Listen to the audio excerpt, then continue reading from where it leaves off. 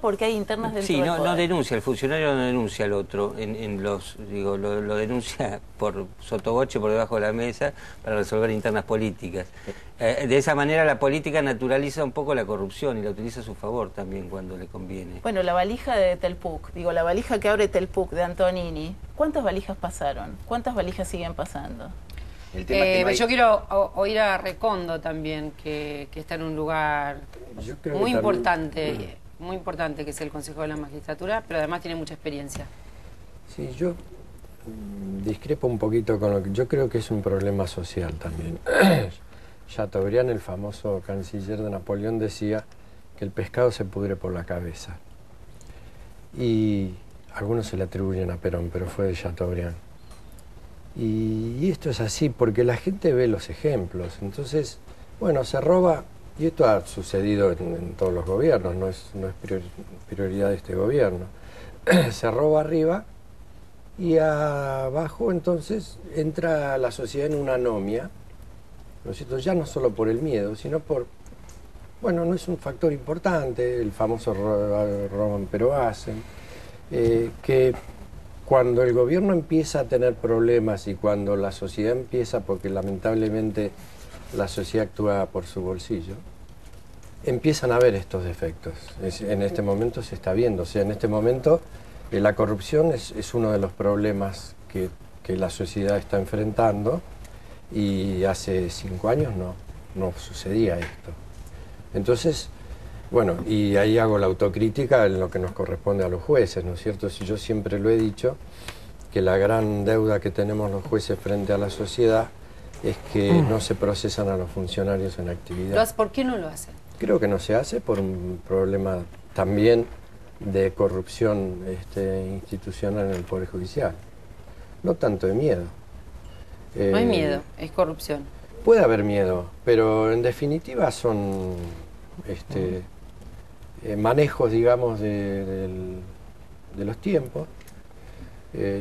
Cajonean, bueno, se ven, claro, y entonces se ve, bueno, cuando se huele sangre, fíjese cómo empiezan a avanzar los juicios. ¿Qué sería se huele sangre? Y en concreto, el poder político pierde poder. Cuando el poder político está más débil, avanzan los juicios. Claro. Si no, hay llamados, exacto, hay reuniones. Sí, exactamente, es así. Pero Todos quieren decir fíjate algo. qué dinámica nociva, o sea, los funcionarios perciben que mientras estén en el poder no van a ser investigados y entonces se da el incentivo para que los funcionarios no quieran dejar el poder, porque así se exponen eventualmente a correr una mala suerte de ser perseguidos. Yo lo veo así. Sí. Lamentablemente sí, porque en la Argentina yo creo que necesitamos en este momento refundarla, por lo menos institucionalmente. Se dice que las democracias constitucionales tienen 3 etapas, ¿no? Primero, cuando se instalan, que es a través de las elecciones democráticas. Una segunda etapa, que es cómo se distribuye el ejercicio del poder. Y una tercera, que es la más importante, que es el control del poder. Control de poder en organismos como los que ejerció Manuel, pero básicamente son los jueces. La gente solo quizás detecta a los jueces por su ejercicio jurisdiccional, ya sea juez laboral, un despido, juez penal, un delito, juez civil, un matrimonio, un divorcio. Pero la función primordial del juez es el control. Por eso los jueces nunca vamos a ganar un concurso de simpatía, porque siempre estamos controlando al poder y el poder no quiere ser controlado. Así debería ser. Hay 2 cosas que van a quedar pendientes. Primero, los ejemplos que nos va a dar Laura más adelante sobre cómo se hace para que funcione el sistema que castiga a los corruptos y dónde se hace. Y esta segunda cosa que trajo Recondo, de cómo se haría con los jueces, cómo habría que hacer con los jueces, para que los jueces sean los que controlan el poder, como dice tan claramente qué es lo que deberían hacer. Manuel, estás hace un rato queriendo hablar.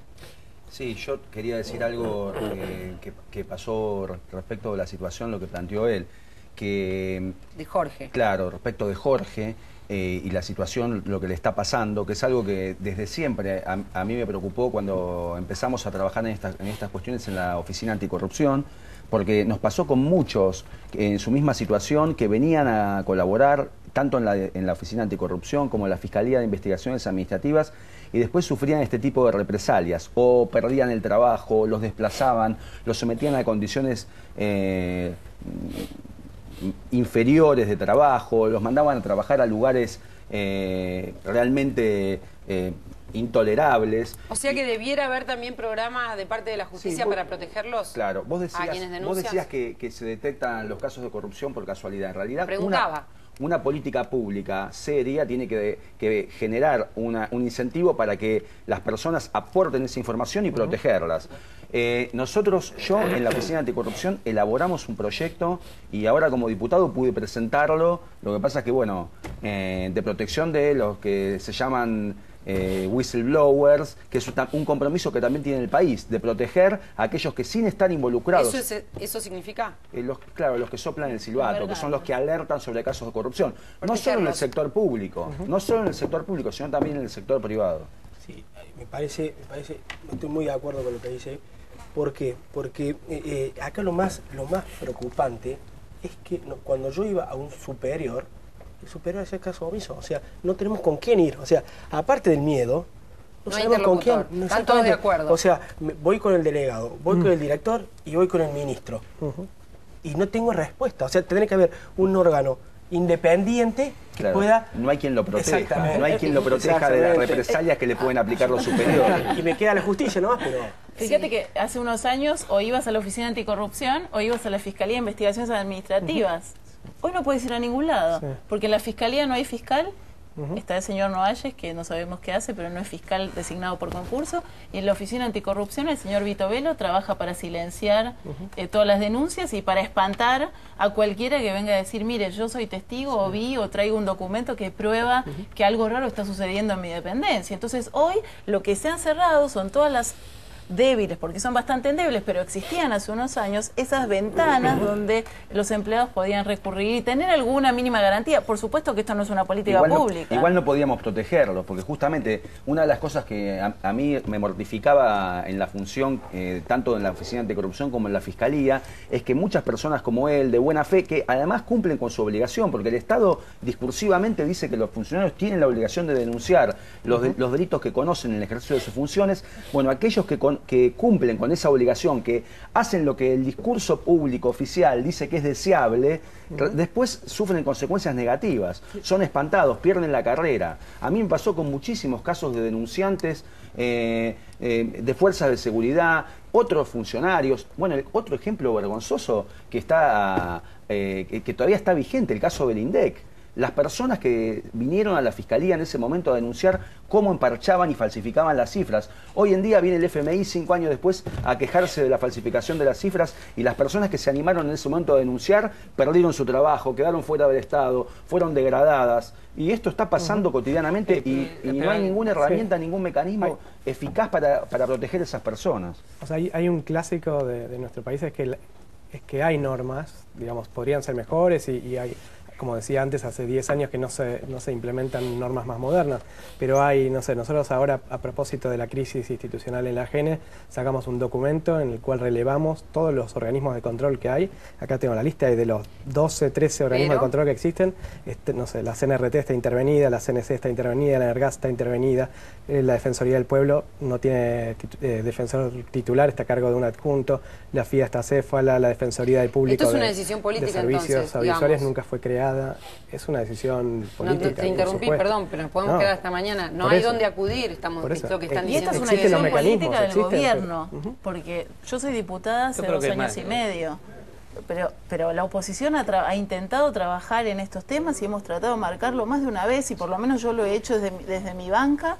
Y hay una decisión estratégica del gobierno de Cristina, por lo menos desde Cristina Kirchner, y pero casi hay también. evidencias, no solo es una decisión, hay evidencias. Expropiamos Chicone para defender a un vicepresidente. Bueno, claro. Eliminamos la ONCA, que era una oficina ultra necesaria, sobre todo desde el concepto de recuperar un Estado protagonista de la política pública, en este caso de política agropecuaria. La eliminamos para cuidar a nuestro principal recaudador. Digo, no solo hay una decisión política de avanzar y neutralizar los organismos de control, hay una decisión política de garantizar la impunidad de los funcionarios que me son leales. Y esto es lo grave, me parece a esta altura, porque yo recuerdo, tengo 20 años de periodismo, algunas denuncias en épocas del menemismo, algunas denuncias en épocas del kirchnerismo, y yo recuerdo que antes, en el ejercicio de la tarea periodística, lo que había era una reacción casi normal. Por lo menos la justicia disimulaba que trabajaba, el poder político disimulaba que sancionaba al responsable de la corrupción, y había como una reacción. Y me parece que lo que estamos viviendo en los últimos tiempos, no digo en todo el kirchnerismo, pero sí en el último tramo del kirchnerismo con mucha vehemencia, es que hay una suerte de salvoconducto desde la principal instancia de poder de la República para a ver, el Clarín miente puede ser discutible. Como consigna podemos discutir si es necesario modernizar los medios, democratizarlos, podemos discutir todo lo que quiera, pero el Clarín miente, y yo siempre lo vi de esta manera, con profunda tristeza, es un salvoconducto a la impunidad también. A decir, me parece a mí, todos los periodistas de Clarín son mentirosos por trabajar en Clarín, sin tener en cuenta que como en un gobierno hay un montón de gente buena, honesta, mala, corrupta, todos los periodistas, por tanto, mienten. Y por tanto, toda la denuncia periodística, sea de los medios independientes o de los medios enemigos del gobierno, es falsa. Y en realidad lo que estamos viviendo hace 5 años esta parte es que no te dan explicaciones de nada. No contestan, y cuando vos avanzás aún así, como en el caso de la ONCA o en el caso de Chicone, la investigación periodística avanza un paso más allá, sin las respuestas que antes te daban, en realidad lo que hacen es cerrar la persiana. Y esto es una decisión, esto es evidencia de impunidad. Sí, Regondo, lo escuchamos. Se relaciona con los jueces amigos del poder, ¿no? Y con la creencia de quien ejerce el poder que tiene no solo impunidad, sino perpetuidad. Entonces, ¿qué sucede? Si nosotros le pudiéramos preguntar ahora a cualquier funcionario, usted, cuando vuelva al llano y no tenga poder, ¿qué juez quisiera que lo juzgara? Los jueces amigos del poder, no voy a hacer nombres ahora, que lo están, digamos, cubriendo, o un juez independiente.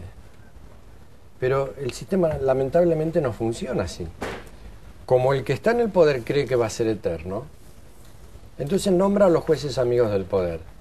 Y el juez amigo del poder es amigo del poder, no del poder que está en ese momento. Entonces, en cuanto cambió el poder, y es una famosa frase que tiene Menem, lo voy a nombrar porque es todo conocido, que era el juez Urso, que era presuntivamente un juez de la servilleta, y Menem decía, este muchacho comía asados conmigo y me metió preso. Entonces es el ejemplo, lamentablemente, ¿no es cierto? Pero lo más triste es que siguen nombrando jueces amigos del poder. O sea que los que decidieron ser jueces del poder, lo serán de cualquier poder y de todo poder. Exacto, o sea que se les van a dar vuelta, para emplear una frase futbolística. Está demostrado, ¿no? Así sucede. Es no ver la historia de los últimos tiempos, ¿no? Sí. Uy, ahora a mí me parece que, pues, todos queremos hablar, hay algo que no funciona a nosotros y que sí funciona ante otros países. Digo, es el control entre pares. O sea, si un juez se sienta al lado de otro juez y sabe que otro juez hace cosas mal, vamos a decir, nadie lo dice. O sea, bueno, los jueces, yo he denunciado a los jueces. Digo, pero generalmente en otros países, cuando se le pone tarjeta roja a una persona que está haciendo las cosas mal dentro de la propia corporación o el grupo de pares, esto tiene un peso muy fuerte. Cuando hay un abogado que ejerce su tarea de manera no ética, se lo denuncia y se lo desplaza, se lo separa. Y esta es una práctica que nosotros... por eso a mí no me gusta echarle la culpa a la sociedad de la corrupción. Yo creo que nadie les echa la culpa no, jamás. lo que quiero decir es, porque si vos es un problema social. No, es un problema de la dirigencia, es un problema de por lo menos de mi espíritu, que esté más en contra, que todos tenemos que ver con lo que pasa. Es un problema los que tenemos responsabilidades. Exacto. Entonces uno no puede mirar para otro lado o no hacer lo que corresponde hacer. Y cuando tiene que marcar lo que está mal, es nuestra responsabilidad, porque somos dirigentes, funcionarios, empresarios que tenemos mucha plata, decir lo que está mal de lo que está bien. Si nosotros callamos, no podemos echarle la culpa a la sociedad de que es tolerante frente a la corrupción. No, esa es mi posición. Hay un punto que, voy a poner un ejemplo tonto, pero generalmente un camino, una carretera está llena de enemigos, ¿no es cierto? El conductor tiene una psicología así muy especial. Y la única solidaridad, a veces uno la ve con los que manejan camiones, ¿no? Pero si no, la única solidaridad que yo he visto es el guiño de luces para avisar que en la curva hay una caminera que le va a hacer la boleta por exceso de velocidad. Es fantástico. Uno no lo ve en otros países del mundo. Al contrario, el conductor denuncia al que está cometiendo una infracción. O sea que, por eso yo vuelvo al tema anterior. El pescado se pudre por la cabeza. La sociedad tiene una anomia moral de la que tiene que salir porque hay, creo que pero no es corrupción. Genética. No es genética, esto es No un es poco genética, lo que queremos bueno, establecer. Todos los chicos son buenos, sí.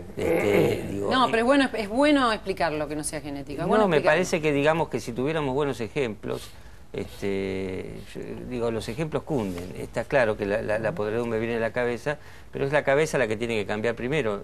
No podemos justificar que la cabeza se pudre, echándole la culpa a la cola, digamos. Tenemos que atacar a la cabeza.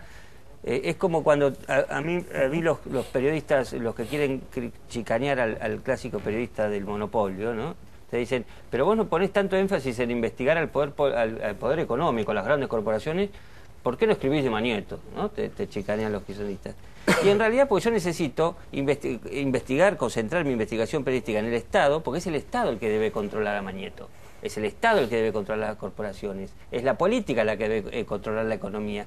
Entonces, esta discusión es casi bizantina, te la proponen, te dicen, no, pero vos no sos equidistante de las corporaciones, como estableciendo igualdad de poderes. Y no, yo lo que necesito es que la función pública cumpla que él haga su trabajo, porque él va a corregir el delito económico. Y de esto se trata. Sí, también hay una eliminación en el discurso público, por lo menos de parte del oficialismo, hasta de la palabra corrupción. Así como se eliminó la inflación del discurso, también se eliminó la palabra corrupción y se niega la corrupción como algo nocivo para la convivencia democrática. Entonces, lo que debería ser objeto de políticas públicas, tanto respecto del funcionamiento del Estado como del sector privado, porque en la corrupción están involucrados también tanto el sector público como el sector privado, es descalificado, por ejemplo, como vos estás mencionando, como si fuera posible diferenciar, algo podría ser llamado o tildado o considerado negativamente cuando involucra al sector privado y del sector público, se silencia absolutamente y es algo que ni se coloca en la agenda. Entonces, esta visión, explica por qué no hay políticas públicas sobre corrupción, porque se niega absolutamente que la corrupción sea un problema. Que sea.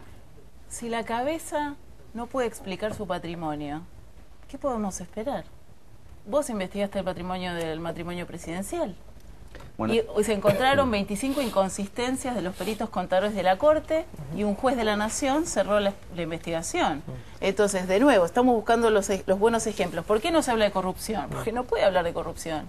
Porque cuando le preguntan cómo hizo la plata, señora presidenta, se lo pregunta a una estudiante extranjera, ¿cómo hizo la plata? Yo fui una abogada exitosa. Es mentira, no fue una abogada exitosa. Millonario en la función pública no te haces por derecha. Vamos a hacer una pausa cortita, hay muchísimas cosas que hablar, pero esta es la cuestión que hoy nos reúne, que pasa el tiempo, no hay castigo para los corruptos. Bien claro, lo dijo recién Manuel, ni siquiera existe la palabra corrupción en el discurso, no hay donde denunciar en los últimos tiempos. Estamos en algunos problemas que por lo menos queremos dejar aquí sobre la mesa. Ya venimos.